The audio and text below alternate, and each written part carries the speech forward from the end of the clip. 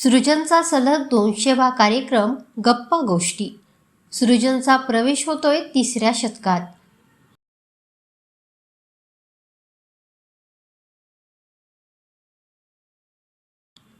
एक महिना एक कार्यक्रम आणि याल तर तुमच्यासह, न याल तर वगळून या सिद्धांताचे 2009 पासून निष्ठापूर्वक पालन करत 28 डिसेंबर 2025 रोजी संध्याकाळी 6:30 वाजता इथे न्यू इंडिया कॉन्व्हेंट हायस्कूलमध्ये सृजन चंद्रपूरचा सलग 200वा कार्यक्रम गप्पा गोष्टी नो अतिथी सारे अतिथी या अभिनव शीर्षकाच्या अंतर्गत होत असून, या कार्यक्रमात कुणालाही गप्पा गोष्टी आणि आपल्या विविध कलाचे सादरीकरण करता येणार आहे.